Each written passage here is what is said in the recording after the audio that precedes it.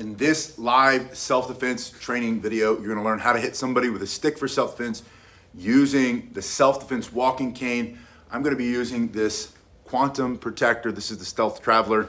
This is a simple self-defense walking cane made by Cane Masters, a company that specializes in self-defense canes.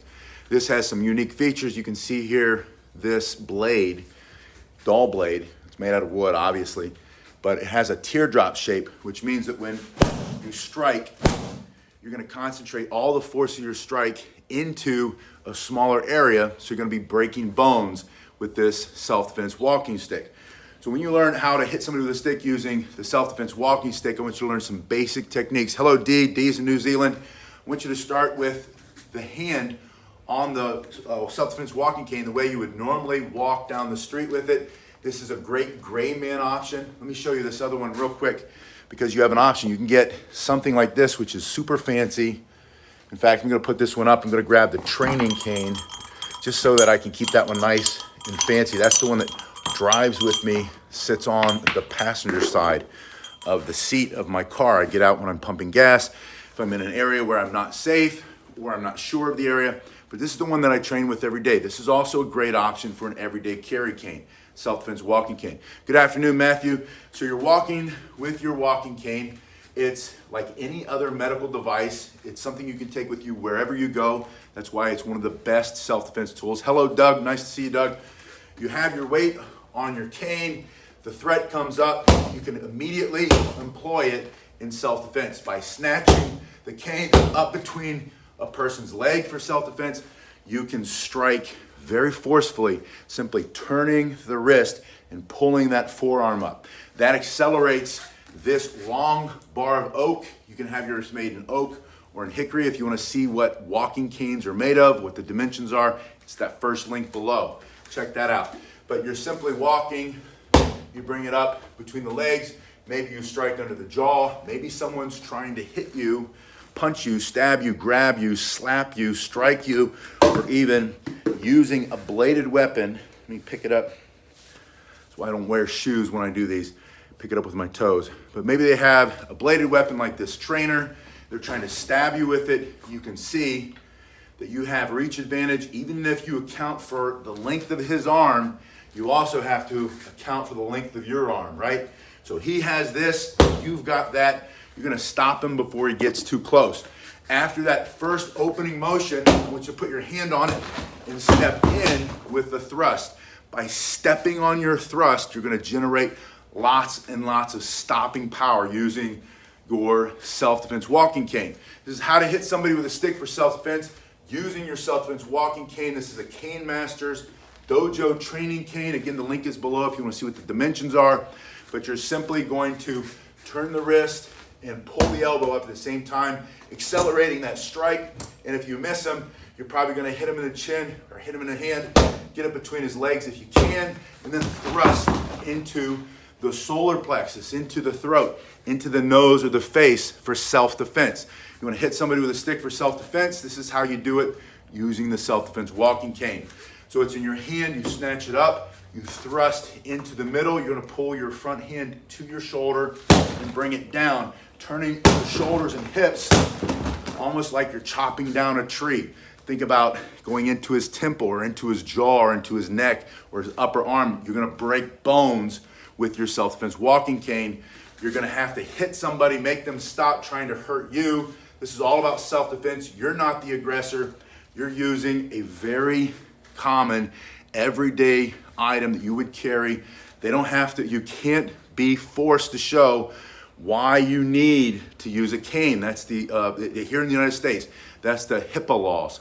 The HIPAA laws, the Health Information Privacy Act, I'm not sure what the other P or A stands for, but that basically means you're allowed to carry it. They're not allowed to ask you. The Americans with Disabilities Act allows you to carry it anywhere you go. You can take it onto the plane, through TSA, onto the bus, as long as it has this crook. So this is very different than any of the other sticks that you can use, that you can carry with you. This is a great gray man option. Thomas asks if you should slide your hand to get more speed for the last strike. And Elwin asks, or says hi from Colorado. So I'm assuming you're meaning sliding down like this. You can if you want, you don't really have to. This is gonna come so hard and so fast when you turn your shoulders and hips. And I recommend you turn your shoulders and hips, not just for more power, but it's going to take a lot of the pressure out of your wrist. If you just swing like this, you're gonna feel that when you make contact in your wrist. If you turn your upper body, it's gonna be 10 times harder and stronger. Yeah, Matthew says it's a great cane. These are very inexpensive too. You can see what the cost is below. They change all the time, but it's usually not very much.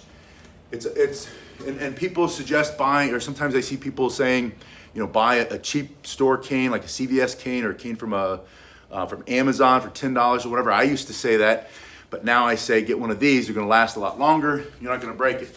You snatch it up between his legs, step in with a thrust, turn, and then I want you to take the other side and using this tooth for self-defense, coming through the face. That's gonna remove flesh for self-defense. It's gonna take the eye out of his head, rip his nose off his face, teeth out of the mouth, all for self-defense. Now, the question was, where should you aim? Your question has to be, it's gonna change all the time. It's situational dependent. That means if you're paying attention to what's happening around you, situational awareness, that's the first principle of self-defense. Number two, you wanna get into a better position when you can. If you can, step back, put the cane between you and the threat. You're gonna slide your hand down a little bit. From here, you can now thrust. You can bring it to your shoulder and strike, bring it to the other shoulder and strike, grab it and stick through. Anywhere in the center of the body, good afternoon, anywhere in the center of the body, those are your targets. Anywhere, James asks, in between offense, defensive moves, you're gonna weave them together, James. Practice in combination so that you do it without thinking about it.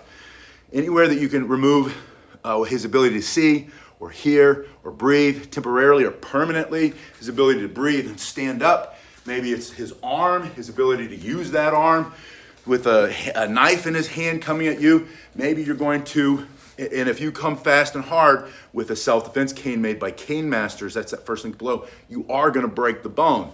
When you hit somebody with a stick for self-defense, using your self-defense walking cane, self-defense walking canes, especially these made by Cane Masters, are designed to seek and compress the flesh and break the bone. If he's coming at you with that knife and you happen to smash that hand, he's not gonna be able to hold on to his knife. This is for self-defense. This is what you have the right to defend yourself.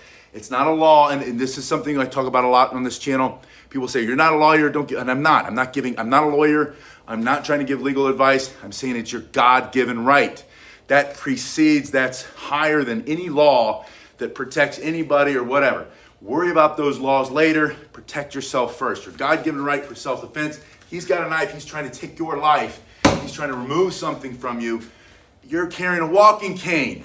It's not like you've got a machine gun and you're going looking for a fight. You have a walking cane. He's a punk. He's a thug. He's a criminal. He's got a knife. Stick it between his legs. Thrust in through the center of his body. I don't care where you hit him. Anywhere along that spine.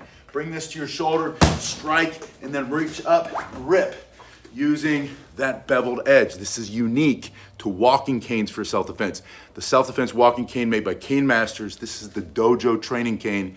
You can use this just for training, or you can carry it with you every day, anywhere you go.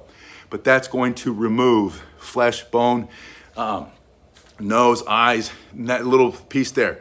And it's not made to hurt anybody. It's made to defend your body. It's made to defend you against that criminal, that thug. So that's the first motion, or first combination. I want you to strike, thrust, chop, rip. The second combination, I want you to get into a better position. Put the cane between you and the threat, almost like you're using a sword. Now, I want you to thrust into his face to stop his forward motion. It could be his face, his throat, his chest, his solar plexus, his groin, anywhere on the center line of his body. From there, bring it into your shoulder, not back. This is wrong. If he collapses or closes the distance with you, your arm's gonna wrap around, you'll never hit him with it. You wanna go into the face, to your shoulder, one side, and then the other side. You could also do that to his hips or his ribs. You could do that down to the legs. Or maybe it's a vicious animal trying to attack you. You've gotta go for the snout. So from here, step into a better position. That means stepping back or stepping forward. But turn your body to make yourself a smaller target. thrust through the face. Bring it to your shoulder. You're gonna strike 1, strike 2. I want you to grab with 2 hands, and I want you to thrust with both arms straight as long as you can, like you're doing a push-up, in through the center of his body. And because you have this long bar of oak, or if yours is hickory, I suggest hickory, by the way. If you look at the link below and you're interested in getting a self-defense cane by Cane Masters, ask them to make it in hickory. It's gonna be stronger. It's gonna be heavier, it's gonna hit harder. But you're gonna thrust through the face, and then I want you to box the ears. This is the combination I want you to practice today. Get into a better position, thrust. From the shoulders, striking 1, striking 2, both hands on it, stepping up, thrust to the face, punch to the side, and then you're gonna bring it over your head and down on top of his to finish off. That's the last combination I want you to practice. From here, you're walking down the street, minding your own business. Someone comes up to try to take from you something that isn't theirs, take your life, take your dignity, take something that belongs to you that you need to protect. If it's your wallet, give them your wallet. If it's your money, if it's your watch, give them your stuff. You don't need to risk your life or take someone else's over stuff. But what if it's your life? What if it's your dignity? What if it's your freedom? Then you've got to fight for it. From here, step into a better position. Thrust. From the shoulder, 1, 2, both hands together, 3, 4, punching to the sides at least 4 times, and then over. See how they bring this past your shoulder here? Bring it past your shoulder. That's gonna allow you to clear and then straight down on top. Crack them open right here for self-defense. Hello, G. Carlton. The helicopter strike with a walking cane. Helicopter, do you mean something like this? Or I forget what Keith was doing. Something like this. Wanted to see if I could act like I was getting ready to take off. I'm not against anything. I'm not gonna say one thing works or doesn't work. I don't know. Personally speaking, I think if you did this and then bam, you hit somebody, that would probably do the job. That would do the trick. That would probably work. So practice everything, right? The question isn't the technique. The question is the principle. What principle is going to work for you when you need it? The principles, situation awareness, number 1, pay attention. Number 2, get into a better position. Number 3, don't hesitate. Close with and destroy. So if you have to, but if you want to think about techniques, right? There's all of this combat cane spinning, caners worldwide love to do cane spinning, right? And there's nothing wrong with the cane spinning. Cane spinning, in my opinion, is good cross-body movement. It's going to keep your brain young. Cane spinning is going to engage your core muscles, get your stomach up and in and your abs tight, pull your chin back. It's going to help your posture. It's going to allow you to get your heart rate up and lean out faster, become fighting fit. You're going to be able to do some really cool moves. And then later you can turn them into, what happened to that helicopter? No, that wasn't it. There we go. Get your I think I have to do it with my right hand. Oh, that's it. Your wrist has to be up. Get your helicopter going and then whack them with it. All of that stuff is okay. There's nothing wrong with that. However, in my opinion, just my training, my personal experience is immediate, direct, explosive. No frivolous moves. No moves that could be timed where they might be able to close the gap and stop me and take this away and hit me with it. So instead, I want to be in this position, right? Where I want to catch them off guard and then thrust immediately. And that goes back when I was a young Marine in boot camp in Paris Island, and we were fighting with the attached bayonet. You run out of bullets, you still have this, you put this on the end, right? And then you're hooking and jabbing. And when you do that, you don't stand there swinging it. You stand there and you wait. And he makes the move. Boom! You stop. Bam, bam, bam. You stop him. And that's why I have that preference. So, yeah, Matthew says he likes practical. That's my practical side. I'm not saying this won't work. I don't know. I don't know everything. I'm often wrong, but I'm never in doubt.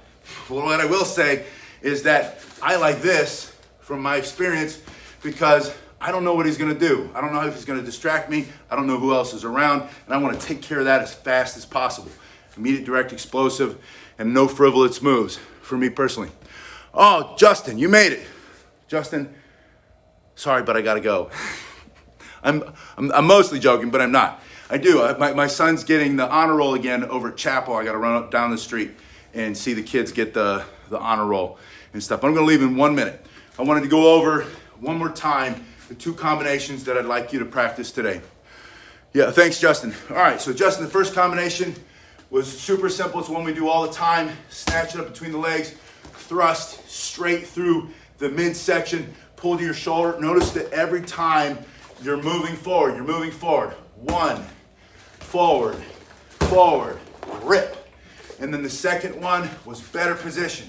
Thrust, shoulder, shoulder, push, box the ears, or the ribs, or the knees. I don't care what you hit, but to the sides. This is gonna be a very powerful strike. Bring it over the shoulder. See you in a little bit.